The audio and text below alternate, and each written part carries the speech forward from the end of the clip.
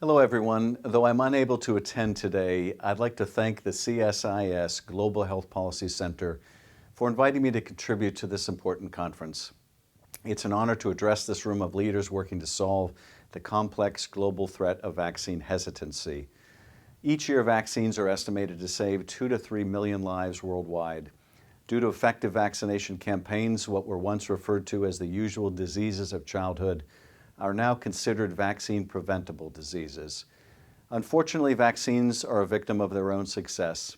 These monumental public health achievements have contributed to a false perception that disease threats are minimal and that routine vaccination is no longer necessary. Over the years, I've met with some of my constituents who hold deeply antagonistic views towards vaccinations. And I recognize that the views these parents express are genuinely felt and stem from concern for the health of their children.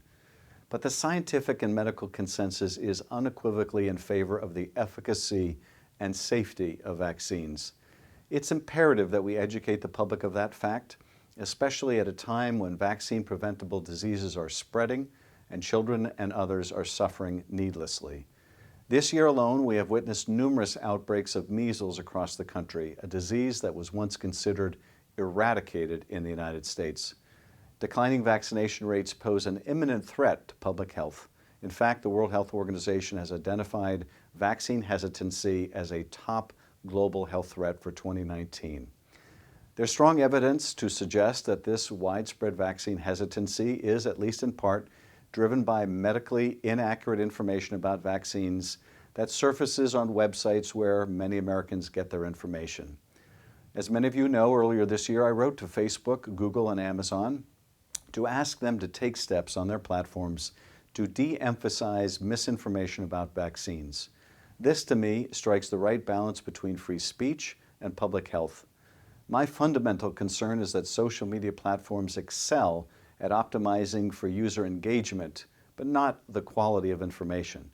I have appreciated the responses I've received from the platforms that indicate they take these issues seriously, but the true test will be whether the steps that have been announced truly improve the quality of information users see. But policymakers must also take the lead. The issue of vaccine hesitancy first came to my attention with the California measles outbreak in 2015. Since the outbreak, I've regularly introduced a bipartisan resolution praising the advances made in immunizations to protect public health globally and nationwide, and have Congress push back against those who say vaccines cause life-threatening or disabling diseases in healthy children or adults. Additionally, this June, the House took an important step by passing my amendment to fund a public health campaign to educate Americans about efficacy and safety of vaccines and combat rampant misinformation. But we can still do more. The emergence of vaccine hesitancy as an increasingly common theme in healthcare settings demands attention. Public health officials must take necessary and critical steps to flip the script from vaccine hesitancy to vaccine confidence. As we see outbreaks of vaccine-preventable diseases on the rise, including the worst measles outbreak in decades, it's imperative that the folks in this room continue the work of addressing this global health threat and recognizing the importance of vaccination and immunization, and urging individuals to follow the advice of their doctors in favor of timely vaccination for themselves and their children.